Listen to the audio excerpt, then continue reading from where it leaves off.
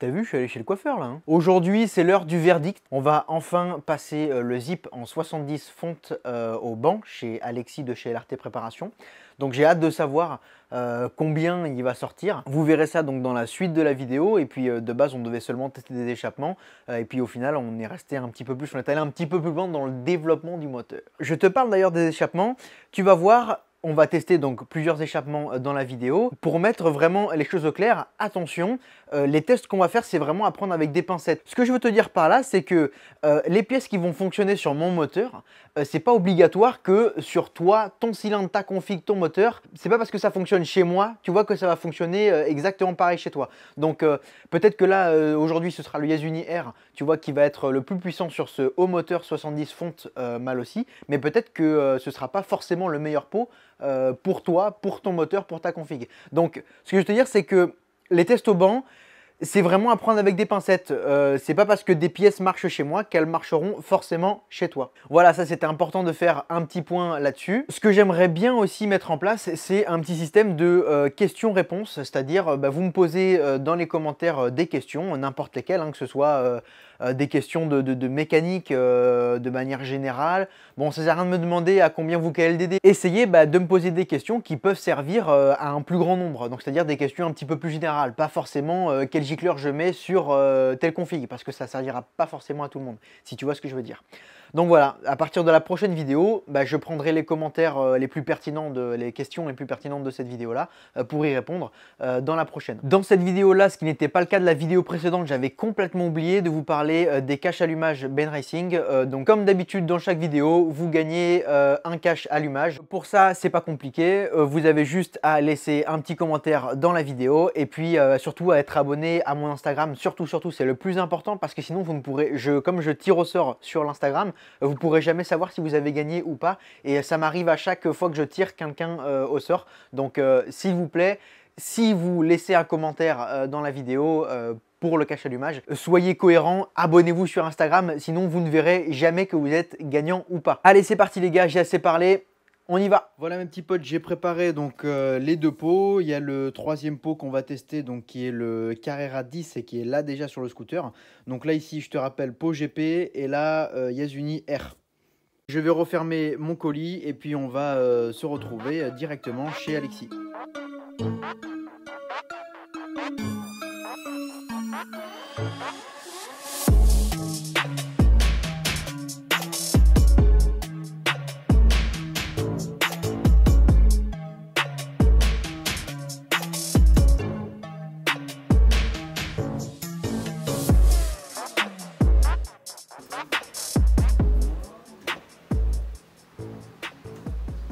Pronostic. Bienvenue les amis, alors à mon avis, 10 chevaux. Donc là la config, il y a le pot Carrera 10 dessus.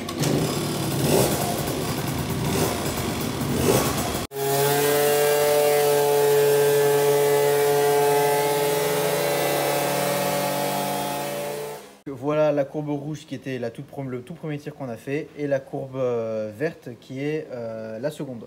Premier tir en variation libre du zip. Qu'est-ce qu'on voit? On voit qu'on a la puissance très tard, donc ça veut dire que les galets sont un peu lourds et qu'il faut attendre que le moteur prenne du régime pour avoir sa puissance maxi. Donc on va déjà réajuster les galets et on va voir ce qui se passe. En fait à la variation, ce qu'on va faire c'est que tout simplement je vais démonter l'allumage, la cloche d'allumage plus précisément, et je vais te montrer, on va faire une petite modification à l'allumage pour lui mettre un tout petit peu plus d'avance avec l'allumage d'origine. On va s'amuser à mettre un peu d'avance à l'allumage sur l'allumage d'origine. Donc il y a le capteur de l'allumage qui passe devant et au moment où il arrête de passer devant le capteur, il y a l'avance à l'allumage qui se fait. Donc on va couper une partie de la bande du capteur pour pouvoir donner de l'avance à l'allumage de manière mécanique. Allez, c'est parti.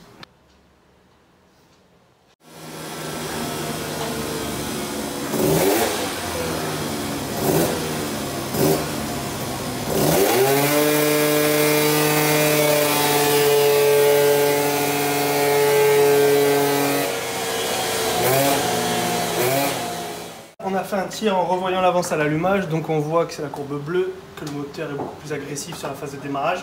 On voit que la courbe se casse la gueule et on entend que le régime chute. Donc ça peut être soit une carburation un peu pauvre ou les galets qui sont un peu trop lourds. Donc on va faire étape par étape, on va déjà baisser le poids des galets.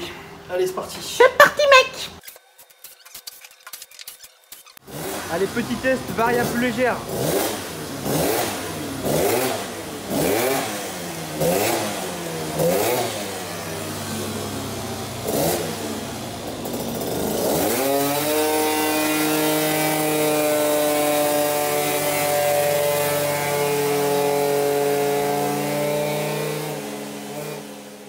Au vu de la courbe, là qu'on vient de tirer, donc c'est la toute dernière, c'est la bleu foncé.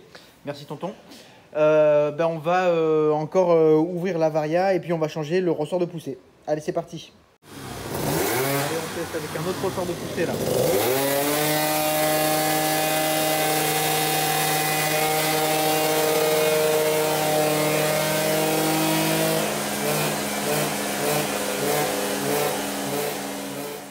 Les amis, voilà tonton.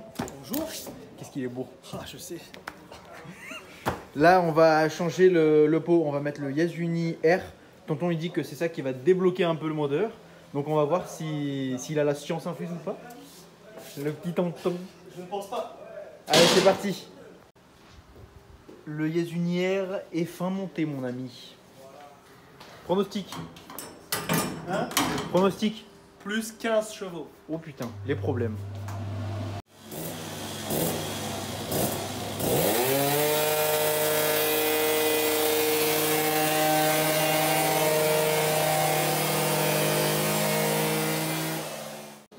Bon, il avait raison, hein, le petit salaud, il avait raison.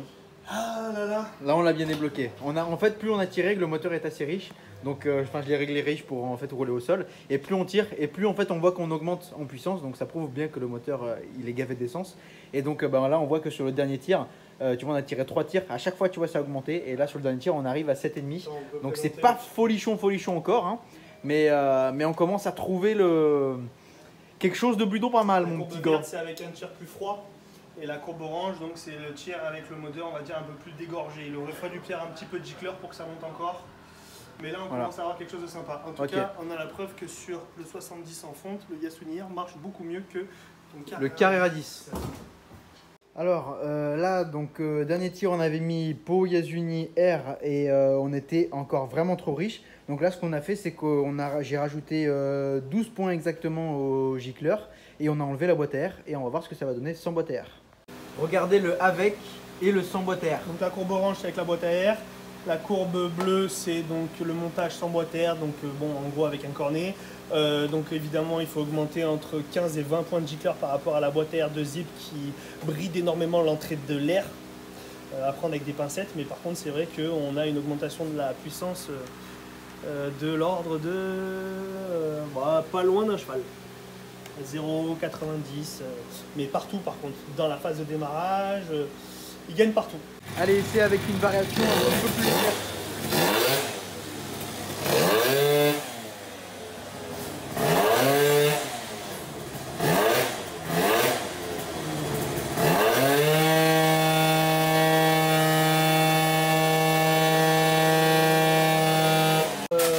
Là, on va vous expliquer ce qui s'est passé. On a baissé les galets pour voir si en réajustant un petit peu le régime du moteur, si on allait récupérer de la puissance, et il s'est passé l'effet inverse. Donc ça, c'est la courbe avec les galets 6,5 couplés au 5,7 et là on a mis full 5,7. Le régime est monté et en fait on est rentré dans, entre guillemets, un sur-régime. Le moteur a dépassé sa puissance, donc ça marche moins de partout. Donc c'est pas la règle du plus on met léger, plus ça accélère. Ça marche pas comme ça. Il faut trouver le juste milieu du grammage des galets et de la dureté du ressort de poussée. Donc là, Clément il est en train de remettre les anciens galets. On va faire un essai dehors pour voir un petit peu comment ça se comporte avec le gain. Donc là, la courbe violette rose, c'est avec le Carrera 10 au mieux de ce qu'on pouvait faire. Et la courbe vert clair, c'est avec le Yasuni R. Pas de boîte à air, réglage carburation et réglage variation optimisé. Donc il y a quand même un sacré gain entre les deux. On va voir ce qui se passe. Sur couleur LRT quand même.